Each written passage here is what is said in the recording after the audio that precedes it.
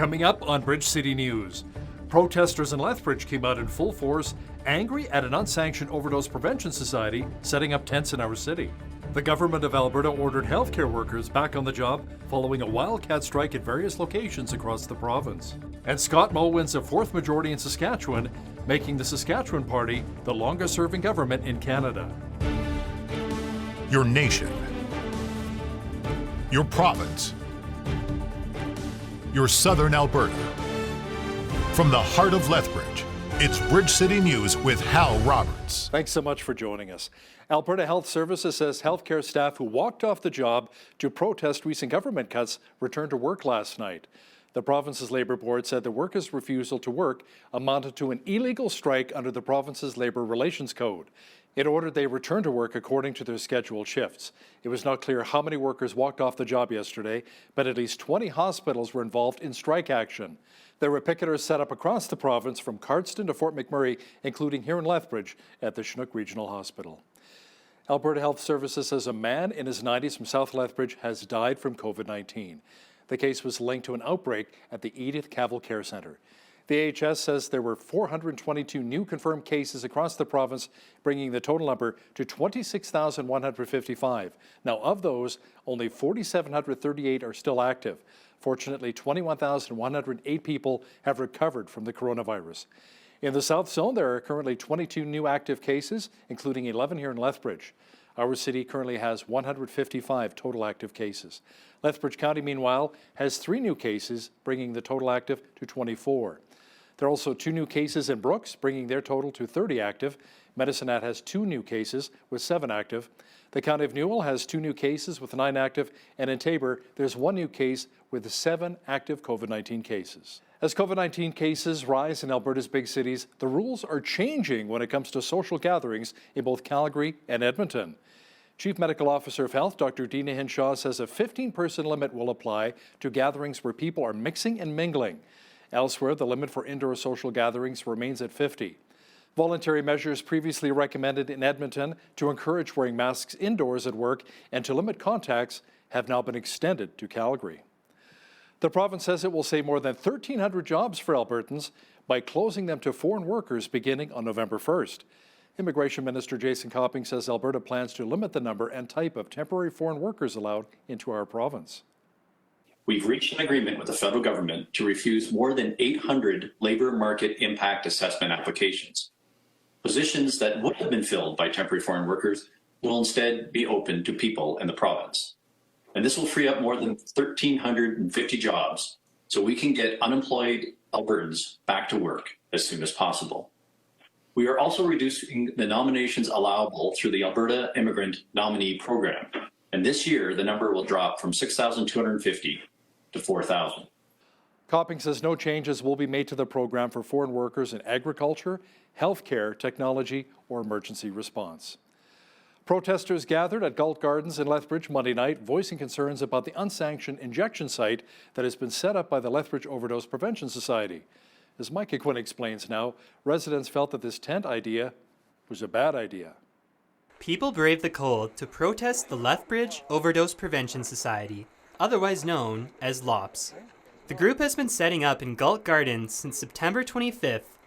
So we're here tonight as a group of community members that are incensed by this illegal drug site who has as their primary mission enabling people to use illegal drugs within the confines of their tent. And it's totally against all the laws that we have here. They have no accreditation, they have no support from the provincial, the federal, or the local governments, and yet they are managing to continue to do it. Tim Slaney is the organizer for the Lethbridge Overdose Prevention Society, and he says what they're providing is an essential service.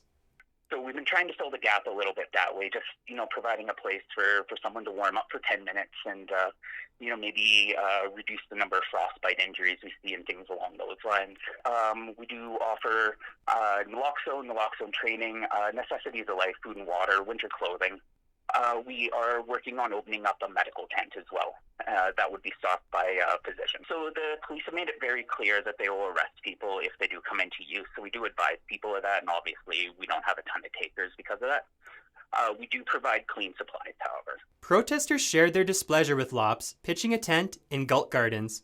We don't want to be going to council. We have other things that we'd like to be doing right now as well. But we have to stand for the community because we're tired of not being able to come down with our families and enjoy parks. Slaney received a fine for setting the tent up without a permit, but says he's not afraid of more fines if that means saving more lives. For Bridge City News, I'm Micah Quinn. A wind warning issued by Environment Canada in southern Alberta ended on Tuesday morning. Now, for those of us here in southwestern Alberta, we know how common these strong winds can be. Now, for truck drivers in our region, those winds can be a major challenge, especially when driving with an empty trailer. Video journalist Ainsley O'Reilly caught up with a veteran trucker who talks about some of those challenges. I've literally seen a truck lift up in the air and go into the ditch in front of me. About 50 years in the business, and Al Nelson of CJD Trucking has seen it all. Wind gusts of over 100 kilometers an hour are no stranger to highways 22 and 2. Nelson says it's most dangerous for truckers when they have an empty load. Because the trailer just becomes a great big sail. So the faster you go, the less wind or the more wind drag there is, which will actually literally pick you right up and throw you in the ditch.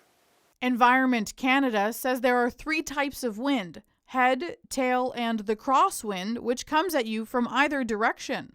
The crosswind often presents unpredictability for truckers. That can be what leads to things like, you're approaching an underpass and suddenly the wind stops under the underpass and then comes back. And that can cause steering issues when you do those kind of maneuvers, or just the fact that you're being broadsided by the wind. If you have a high profile vehicle, that can lead to sometimes what we see where semis tip. Nelson says that the most important thing for a dispatcher is building relationships with their drivers and technologies that allow for them to be better prepared. We check road conditions and advise the drivers, hey, in about an hour you're going to hit some pretty heavy snow. I'm looking at the road cams, things are getting, so be prepared for this.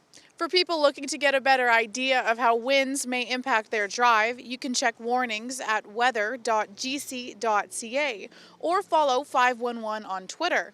511 also has a mobile app. For Bridge City News, I'm Ainsley O'Reilly. A sports legend in Edmonton died yesterday. Joey Moss, who captured Edmonton's heart as a locker room attendant for the city's NHL and CFL teams for decades, passed away at the age of 57. Moss's family released a statement thanking everyone who embraced and supported him. They say they hope Joey's legacy will continue in all workplaces as people recognize the contributions people with developmental disabilities make in society. Joey Moss was born with Down syndrome. Scott Moe led a Saskatchewan party into rare territory last night by winning a 4th straight majority, becoming the longest current-serving government in the country. Moe said he would govern for everyone, including those who did not vote for his party. We will govern for all, and we will work to build a strong Saskatchewan for all of us. A few minutes ago, I had the opportunity to have a phone call with the leader of the NDP, Ryan Miley. I appreciated that call, and I would like to take this opportunity to congratulate Mr. Miley on running a very strong campaign. We will be unrelenting in defending our Saskatchewan industries and our Saskatchewan people. We will defend them here in Canada, and we will defend them around the world. We will always stand up for a strong and independent Saskatchewan. The Saskatchewan election was the 3rd held during the pandemic and the 3rd to see the incumbent party triumph. BC Liberal leader Andrew Wilkinson announced that he is stepping down. He says it's time for him to make room for someone else to take over the party. The BC Liberals lost about a dozen seats as John Horgan's NDP romped to a majority government victory. Leading the BC Liberals has been a great honor, but now it's time for me to make room for someone else to take over this role. I've asked the party president to work with the party executive to immediately determine the timeline for a leadership selection process to determine my successor as leader of the BC Liberals. And I will step down as leader as soon as the new leader is selected. Prime Minister Justin Trudeau says too many Canadians are living without a roof over their head, and his government wants to do something about it. Trudeau revealed details today on Ottawa's $1 billion investment into a federal rapid housing initiative. The rapid housing initiative will be equally split between the major cities stream and the projects stream. Right now, our largest cities face a growing need for safe and affordable housing. We're investing $500 million for immediate support to build long-term housing for municipalities that have the highest demand. Trudeau says the other $500 million will be used for building housing projects that will have to be completed within 12 months of receiving the funds. A new online poll suggests the Liberal Party is still leading the way among decided voters with 37% of support. That compares to 30% for the Conservatives and 18% for the NDP. The survey by Léger and the Association for Canadian Studies also shows Canadians would rather wait before heading to the polls. The results suggest 47% want the next election to be held in the fall of 2023. Only 10% want an election in 2022. 25% of Canadians said they want to head to the polls next spring, while 18% said next fall. Amy Coney Barrett is pledging to carry out her duties as a U.S. Supreme Court Justice without any fear or favor toward government or her own beliefs. Barrett spoke about taking the first of 2 oaths that will allow her to join the highest court in the United States. That I will do my job without any fear or favor, and that I will do so independently of both the political branches and of my own preferences. I love the Constitution and the democratic republic that it establishes, and I will devote myself to preserving it. Thank you. The U.S. presidential election is coming up on November the 3rd. U.S. Vice President Mike Pence made a campaign stop for the Republican Party in Minnesota. He touched on military spending, the economy, and the Trump administration's response to the COVID-19 pandemic. No American who required a ventilator was ever denied a ventilator. No one who ever required an ICU bed to this moment has ever been denied an ICU bed. And I'll make you a promise. With that same energy and ingenuity, the work of your president, the working at the state level, the work with healthcare providers and doctors and nurses, we're going to continue to work our hearts out until the day comes when we put this coronavirus in the past. Joe Biden, meanwhile, slammed U.S. President Donald Trump for his handling of the pandemic, calling him the worst person to lead the U.S. in the coronavirus crisis. I don't think he just either doesn't have any idea what to do or he just doesn't care. On Friday, Dr. Tony Fauci, the nation's most respected infectious disease expert, publicly acknowledged that the president has not even met with his COVID team for months. Even worse, Saturday, Donald Trump said that COVID-19 count wasn't really going up. Everything was leveling out. He suggested the doctors were inflating the numbers. Catch this, because doctors get more money. A fast-moving wildfire forced the evacuation of 70,000 people and seriously injured 2 firefighters in Southern California. Officials have issued warnings for what could be the strongest winds in the state so far this year. Well, with most of these fires, the wind is the biggest problem. So Mother Nature controls that, so we just try to do what we can. But yeah, the wind's going to be what controls and dictates what happens with most of these fires. This little landing right here, yeah. Go see if that's a dirt road. If it is, I'm going to fire this thing off. Yes, sir. It's a dirt road? It definitely is a road. There's a road. You see it right here at the top of it. Okay.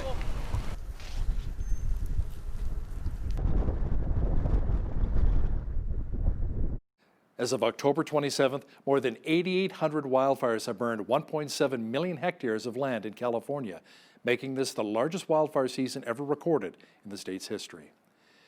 A top al-Qaeda propagandist was killed in Afghanistan last weekend. The man was on the FBI's most wanted list. Our foreign affairs expert Lisa Daftari says taking out this alleged terrorist was a pretty big deal. So Al-Qaeda, if you remember, was responsible for the 9/11 attacks here in the United States. They retreat and they plan on a large scale.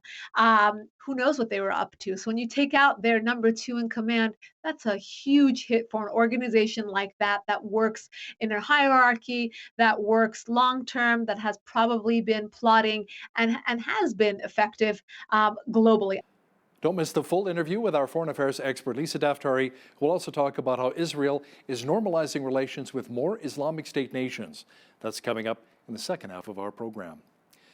It was on this date that both Israeli Prime Minister Menachem Begin and Egyptian President Anwar Sadat win a Nobel Peace Prize. Actor and comedian John Cleese is born, And the Boston Red Sox win their first World Series since 1918. This is Today in History for October the 27th.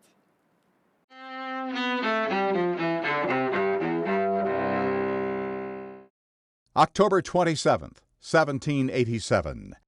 In New York City, a newspaper publishes the first of the Federalist Papers. The series of essays by Alexander Hamilton, James Madison, and John Jay urges ratification of the U.S. Constitution. The following year, the Constitution becomes law of the land after 9 of the then 13 states ratify it.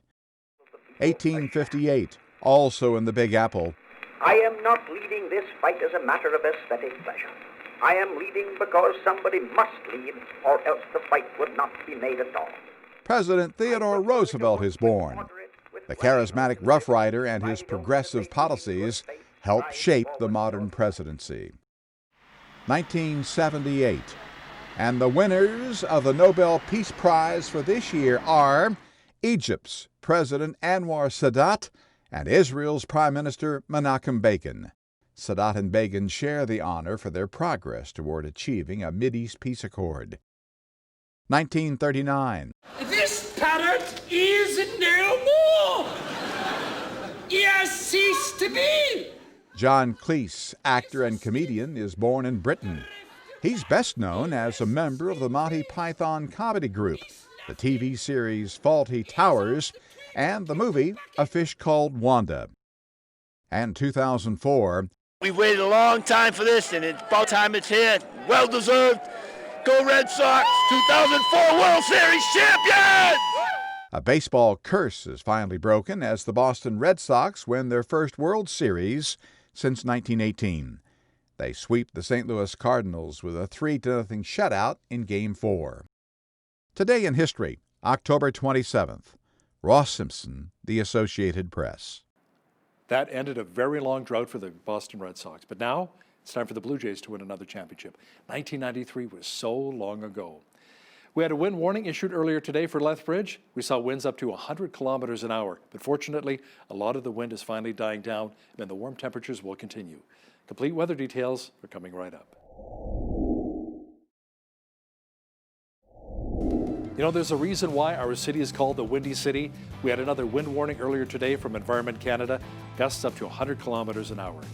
Jeanette Rocher is here now with a look at the long-range weather forecast. Jeanette, fortunately, the wind should be dying down and the warm temperatures will remain. Yeah, not only will they remain, but they're going to actually be rising up to close to 20 degrees later on this week. But for now, the wind warning has ended, but we could still see some high wind gusts this evening up to 80 kilometers per hour. Overnight low tonight, -2 degrees. Into tomorrow, not so windy, not so bad. Lots of sunshine, should be nice. 6 degrees is the high temperature for tomorrow, -2 the overnight low. And as we get into the 5-day forecast, let's take a look at what's happening. We're going to be seeing a lot of double digits here. Thursday's high, 14 degrees, lots of sunshine, mix of sun and cloud on Friday, 13 the high.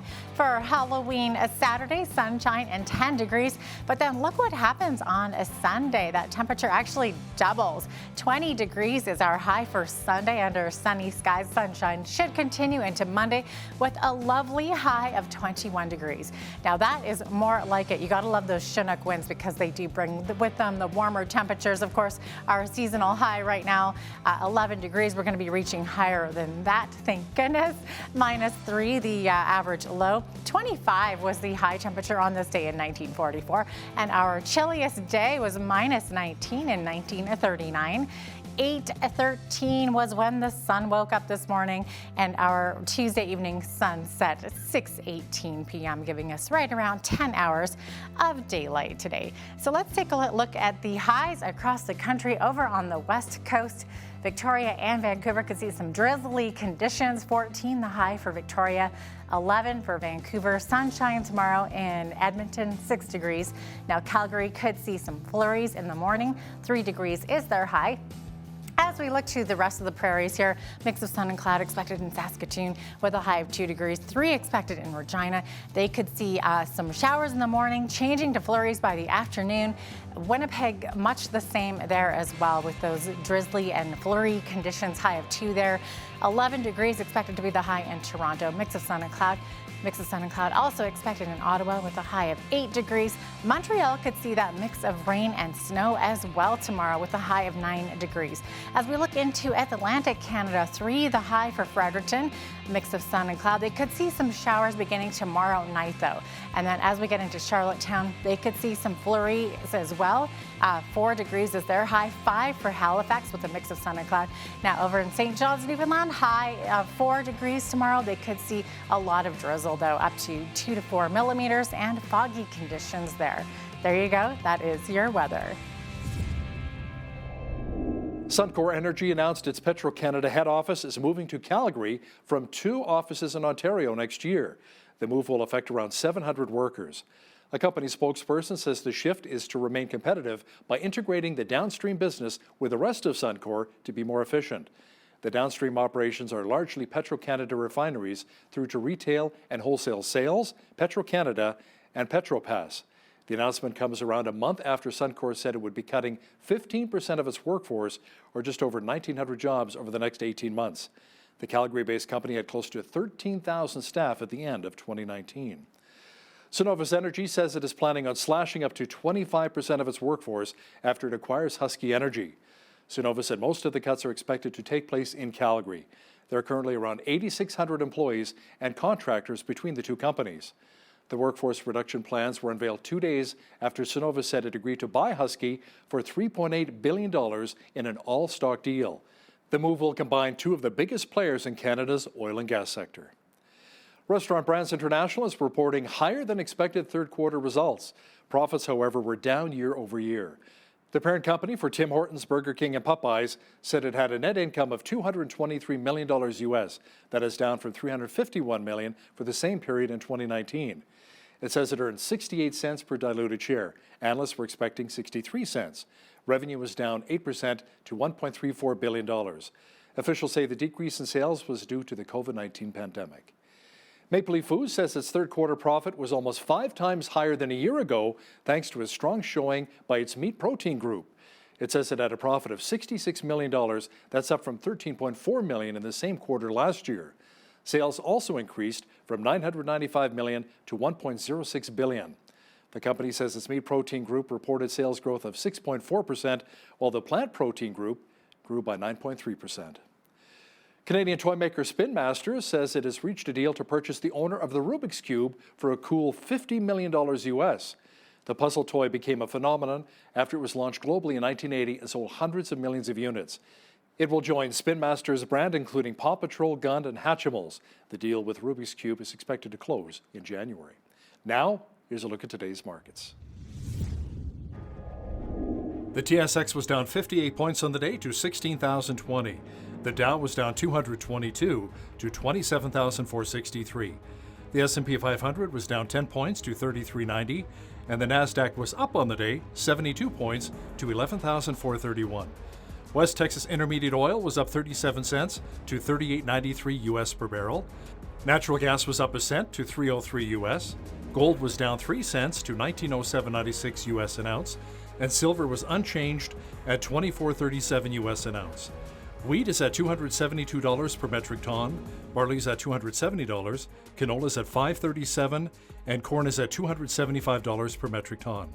Live cattle were up 65 cents to $104.05, feeder cattle were up $1.73 to $132.30, and lean hogs were down 10 cents on the day to $67.65.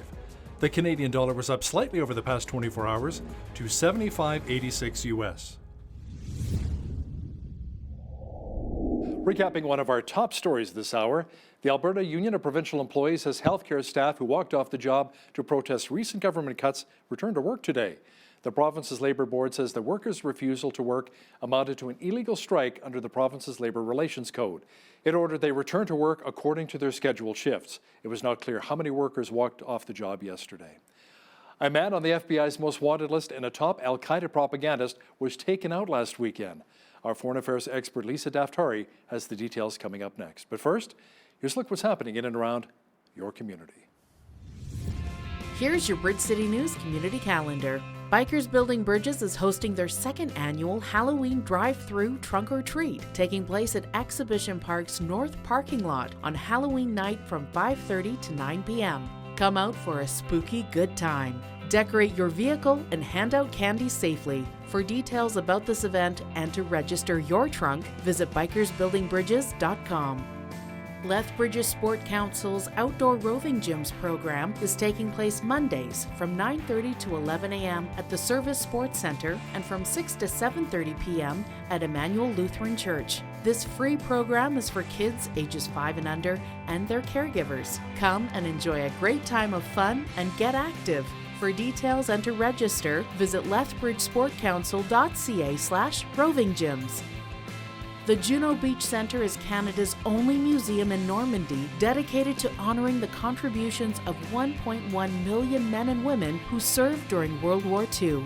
This year, support a worthy cause and take part in the Remembrance Day races, being held until November 28th.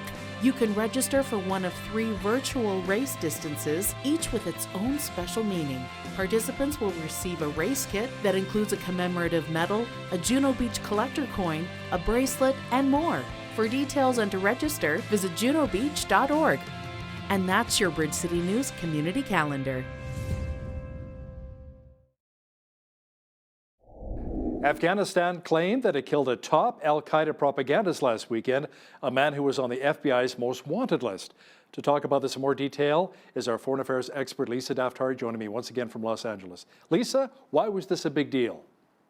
You know, it's a big deal in and of itself, of course. We've taken our eyes off of global terror, ISIS, Al-Qaeda, but when you have these masterminds, you have to do the comparison of Al-Qaeda versus ISIS, how they work, how they plan. So Al-Qaeda, if you remember, was responsible for the 9/11 attacks here in the United States. They retreat and they plan on a large scale.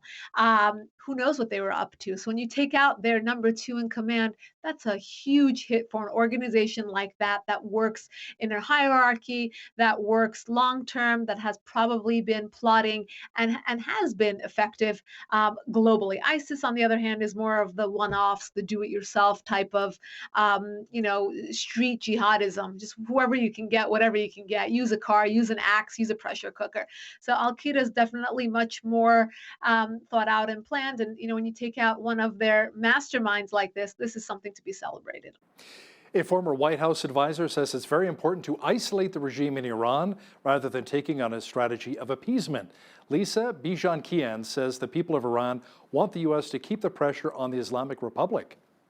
Yeah, so this is on my podcast last week. We had Bijan Kian, who was an advisor to 3 presidents, served Bush, Obama, and Trump.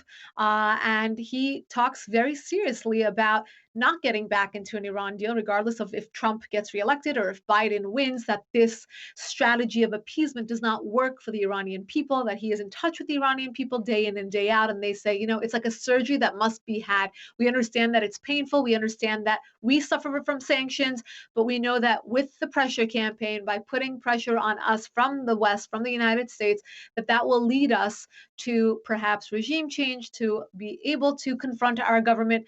And that is the better strategy.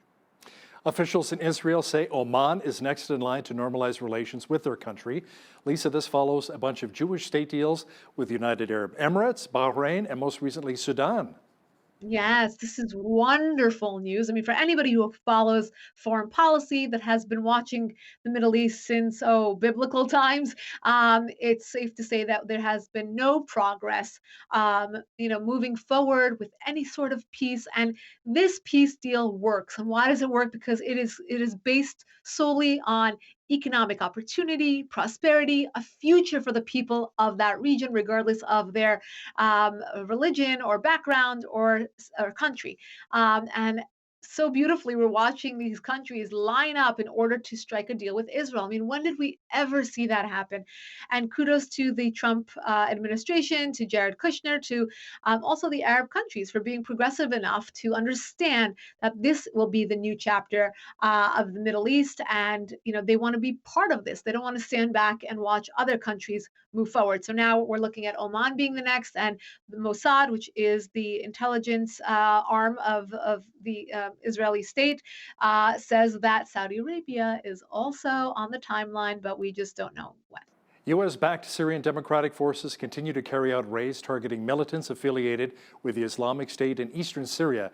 Lisa, 3 IS members were arrested in a recent raid over the weekend. Yes. So this is for anybody who criticizes the Trump administration for prematurely pulling out of Syria and saying, well, they weren't really watching as to what was going on there. The Trump administration said we will pull out of areas where we are not needed, but we will focus on areas where we are needed. And this is a great example of that.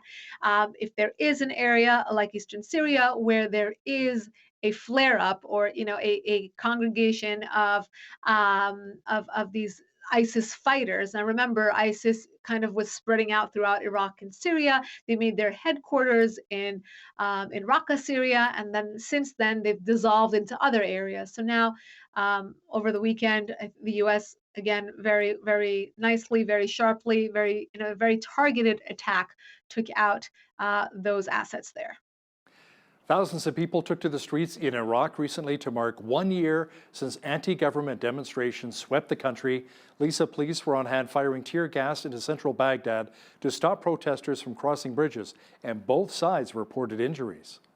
Yeah, so more instability in Syria. The country there has not seen stability since the toppling of Saddam Hussein, and that says a lot. It's almost like you go back to the dictator we knew is better than the dictator we don't know. Well, right now they are in a position of having the Iran insurgency insert itself in government, in military. They were opposed to having Iran basically insert themselves, but now they are working with them because they could not get them out. And then they're stuck between, well, do we tell the U.S. to leave, or do we have the U.S. leave, or have them stay rather, and have them help us create a stable environment? But if we do that, we would be between Iran and the U.S. and basically, again, having the proxy war right on their territory, which has been the case. Informally, it hasn't been formally stated that that is the case, but that's what's been going on there for over a decade, causing all this, these senseless deaths and more instability for that country. Yeah, over 10 years, that's definitely a long time. Pakistan's Prime Minister Imran Khan has accused French President Emmanuel Macron of attacking Islam by defending the publication of blasphemous caricatures. Tell me more about that. So yes, the Arab world is up in arms about what Macron said when he defended the rights of people to merely show cartoons of the Prophet Muhammad. Now, obviously, this comes after a school teacher was beheaded by a teen Chechen Muslim radical terrorist. And of course, the debate comes up again. Is someone who talks about a cartoon or has a cartoon contest or shows a cartoon, should their lives be taken? Should they call jihad upon that person? I mean, of course, the Arab world is very upset by Macron's defense of this. So I have read that in countries such as Jordan, Kuwait, and Qatar, products from France have already been pulled from the shelves. So the boycott is in effect, and other Arab countries are considering the same to retaliate against Macron's statements. Tanks have been sent to the tourist island of Zanzibar as Tanzania's strongman leader eyes indefinite rule, Lisa. Yeah, who's ever heard of any conflict in Zanzibar, right? Or at least we don't hear about it. But right now, instead of it being a tourist island, it is a place for protest. It's a place for power grabs. In that nation of Tanzania, there has been same thing that we're seeing all around the world. It's perhaps this COVID has allowed people or people in positions of leadership to do a power grab while they think nobody's looking. But people are in fact paying attention. They are filling the streets and saying, you do not have indefinite rule. There was an opposition leader that was allegedly abducted. Their lives have been threatened on the side of the opposition. And now we're seeing that conflict escalate very quickly.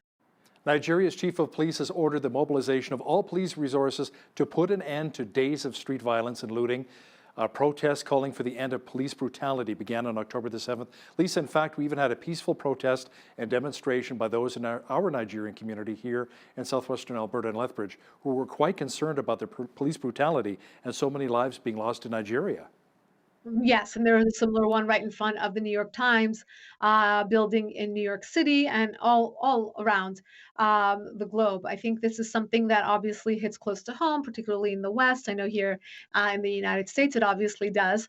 And this is something that, as you said, has been going on for over a week now, and it's something that you know why are we discussing this now in 2020? I mean, it's something that should be, so common sense to all. Police are there to help us, not to crack down so brutally on individuals. And I think the issue here in the United States that we have is that it's between extremes. You talk about police brutality, which is awful and should not happen. When you look at the George Floyd video, I don't think any human being can look at that and say, no, that's a good thing that happened. No, obviously it's not. But on the extreme side, you talk about defunding the police. You talk about really pulling the teeth and muscle from those who are there and entrusted to help us. Who do you call when something happens? I know here in Los Angeles there are, it's so difficult to get the police to respond. For example, if it's a robbery or some theft of under $1,000, they just won't respond. If it's a car accident, they just won't respond. If it even is domestic violence, if it's not actively happening, they won't go to file a report. Now, I mention all of these because this is the other flip side to not supporting police forces. So hopefully we can hit a globally we can hit a balance where we respect our police officers and they in turn respect us as well. It appears as though Spain is imposing a national nighttime curfew to curb infections of COVID-19. Are we seeing a second wave hitting this European nation? Spain is still dealing with their first wave. If you've been following that nation and they're dealing with COVID-19. They have not had proper hospital resources, ventilators, beds. The numbers are just, they were exponentially growing for such a long time that they were not able to beat that curve.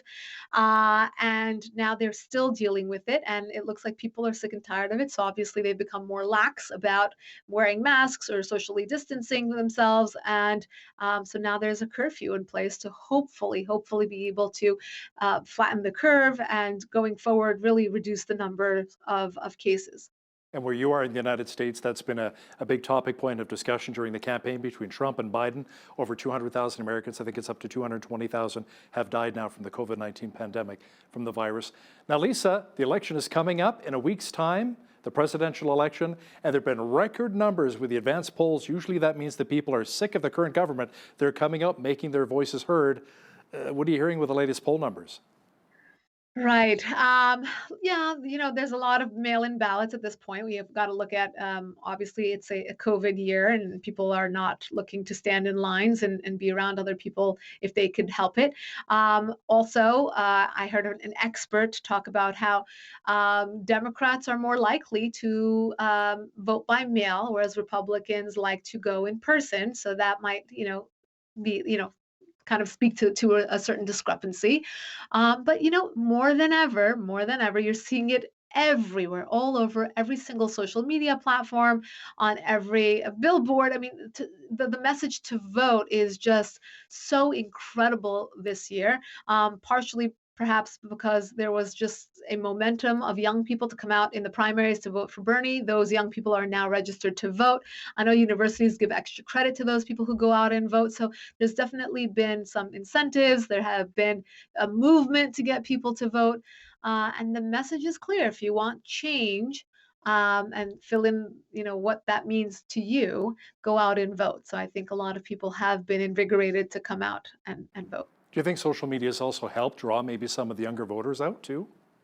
Absolutely. I think social media really paints this picture of, it's going to be doomsday until you go out and vote, and you can't complain unless you go out and vote. It's everywhere. I mean, I kind of want to be like, I've been registered since, before this became a trendy thing, stop messaging us to vote. So it comes up for all of us on every single post. It says, did you register to vote? Do you need help registering to vote? Even if you go to a very, very irrelevant website to order food or to shop, it's all about the vote.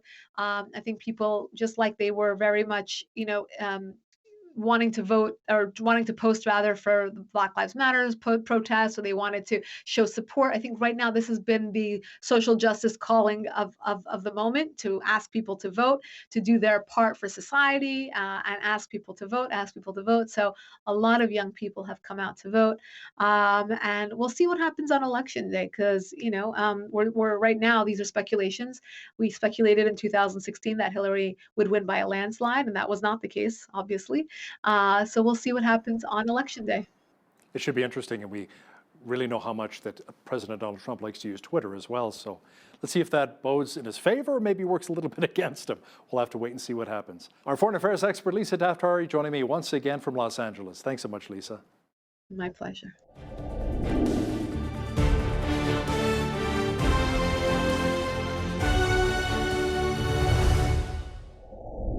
Children today are constantly using digital devices, gaming systems, computers, and cell phones. Unfortunately, this does bring with it the risk of encountering online predators. How much responsibility for their safety should we be carrying as parents and adults? To talk more about it is Charlene Dokebauer, founder of Internet Sense First and author of The Internet, Are Children in Charge? Charlene, welcome back to BCN. Well, thank you for having me, Hal. It's great to be here. Charlene, share a little bit about your group and how it all began for you. The charity Internet Sense First started because we had a family member affected by the crime of child pornography at the age of 4 by neighbors. And yes, I say neighbors. We can't trust anyone anymore, it seems. And eventually she lived her life independently, got into drugs and alcohol, and then was killed by a drunk driver when she was 22. And as a network administrator, I discovered child pornography. I don't talk about the employer because I did a lot of freelancing as well. And you don't know that garbage until you see it. And once that happened, I decided to start a charity in memory of my family member and in support of all children online. And you do some public speaking and teaching on this, and you have some teaching materials for parents as well? Mainly my book is probably the best resource for parents, because it's very comprehensive. I do speaking. I've spoken in Iceland, Europe, India, the United States, Canada, and I go where I'm asked. And I believe that everyone needs to know about my theory of digital supervision. Charlene, how many parents actually monitor their kids' online activities? Do we actually know what they're watching, or are we dropping the ball sometimes? Most parents are dropping the ball all the time. I have to say, because the vulnerabilities of our children are huge now. They can be on any platform, and predators know exactly where they are. That's where they go, where their prey is. And the other big problem is that children are becoming the victimizers because of what they're seeing online. There's an epidemic of child-on-child sexual assault that I can get into in a few minutes and in a little more detail. But getting back to the predators for just a moment here, Charlene, are a lot of, let's say, adults posing as maybe 13 or 14-year-old boys or girls online? Oh, yeah. Oh, yes. 9, 10-year-old children. They can even get machines that will disguise their voice as a young child, which makes it so difficult for our children. I hear many parents say simply, you know what, I can't keep up. My kids know a lot more about technology than I do. So if that's the case, what do you say to those parents? How do you encourage them? Well, I encourage them to realize that I'm not pointing my finger at parents that they're not doing a good job. I'm saying that traditional parenting is still necessary, but we need to digitize our parenting.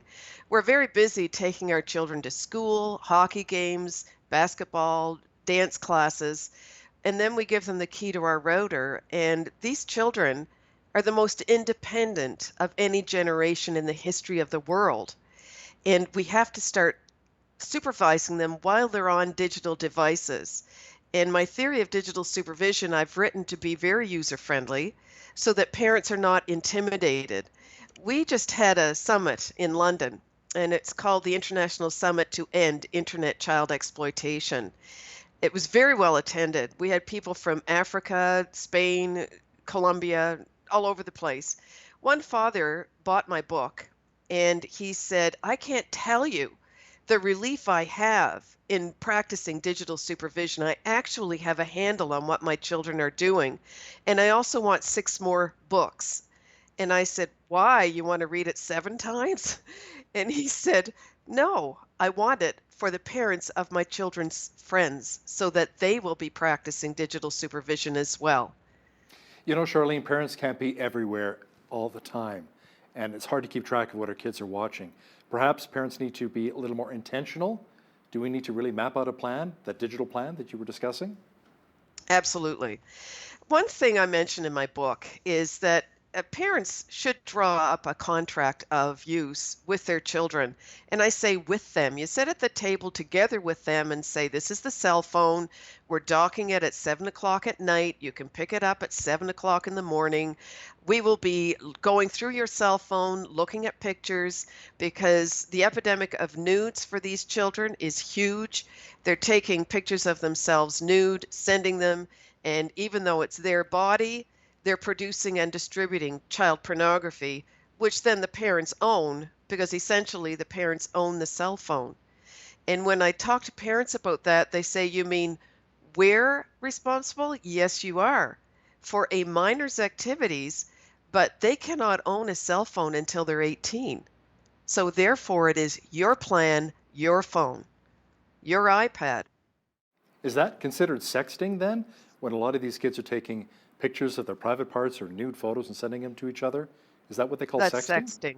Yes, it is, Hal. And it's epidemic. I've talked to so many principals. Every time I speak in a school, a principal will whisper and say, we've had a child charged for this.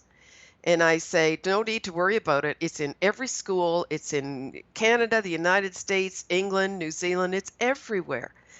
And if people would start practicing digital supervision, which is user-friendly, they would know what their children are doing. How about if we took that router and kept it in the parents' bedroom and maybe continually change the password each day? I advise everyone to put the router in the parental bedroom for 2 reasons. Number one, you can turn it off at night. Someone complained about what about the electronics in the bedroom, and I say it's not going to bother you if it's turned off. And the other reason, you can turn it off, your kids can't turn it on if it's in your bedroom. But the second reason is you're telling your children you're in charge. The location of the router in a common area is not a good idea. If we're paying for it, our children need to know. I have some parents that tell me, you know what, when you're finished your homework, then I'm going to give you access to the new password for Wi-Fi. And a lot of times the kids do their homework is that they keep changing and updating it each and every day. Now, Charlene, should we also invest in some software to block pornography sites in our homes? There are 2 ways of looking at that. You can get software to block pornography, and that will wear off when the child's about 8 or 9. They can work around software very easily. For as part of digital supervision, I tell parents to make sure they have a filter between their router and the computer, the host computer. And the router can divide the internet. There's one company that calls it a bright web, so that the child will go up into the bright web and be able to go on the internet without going on sites like that. The unfortunate thing is that does not work when the child is on a cell phone or they're gaming. Gaming can cause a few more issues so that the child cannot be as easily monitored. So parents need to be aware of that and realize that humanity has to supervise humanity. We need to be around the devices. We need to review browser history. And when children realize their parents are reviewing the browser history, as a former educator, I know they'll erase it and put up the science project and the research on history. We need to start looking at the actual history, looking at what they're doing. If a child turns off a monitor as soon as you go into a room, you go in and turn it back on. You don't let them off with that. Who is in charge? Right now, our children are in charge of the internet too often. We need to take charge and take our children back and be able to talk to them and supervise them. I love that, absolutely. Now, what do we need to teach our kids specifically when it comes to online safety? Avoid chat rooms, for one? Avoid chatting, avoid sending anything like a picture without the geolocator being turned off, things like that. And what I tell everyone now is that our children, in many ways, are being given too much ownership for decisions online. For example, a child knowing at the age of 8 whom they should speak with online is asking an awful lot of an 8-year-old. I don't know of an 8-year-old that plans dinner, let alone who they're going to talk to online. It's a tough call, and parents need to be talking to their children a lot about that. They need to be online games to see how their children are communicating online. Is your child a bully or a victim or a victimizer? Are they bullying a child into sending a nude, which is happening too much? Do you know if your child is going to commit suicide? They communicate all this online. If you're not online supporting your children and supervising, we are lacking in our parenting skills. We need to digitize. You know what's really scary as well at the same time, Charlene, is how much information kids share with strangers as opposed to their own parents who love and care for them. Do parents need to set a firm limit on how much time kids spend on their digital devices? You mentioned something about 7 o'clock, give me your phone until maybe 7 o'clock the next morning, and as well, maybe social media sites? Yes, now that can be difficult because even when I'm at a business meeting, I'll ask everyone to put their phones away because it's intimidating when someone's looking at a phone and you're a speaker. Try telling a child you're taking away their cell phone, which is why a contract before they even get a cell phone is so important. They're on digital devices too much. Yes, there should be limitations. And it's kind of funny, Hal, at this point that people will tell them you're only going to watch TV tonight. You can't go on the iPad.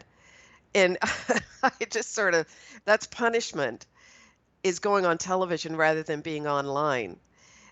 There's just so much in my book about this, taking away a cell phone, what you need to look out for, what you need to look out for with a child that might be groomed by a predator. There's so much in digital supervision, but you know what, Hal? We can all do it, and we have to do it. Charlene, is it too harsh saying kids should not have cell phones until maybe the age of 14 or 15, or waiting to have an Instagram, TikTok, Snapchat, or Facebook account until they're about the same age? It's not out of the question, but I think my words would be good luck because so many children have them.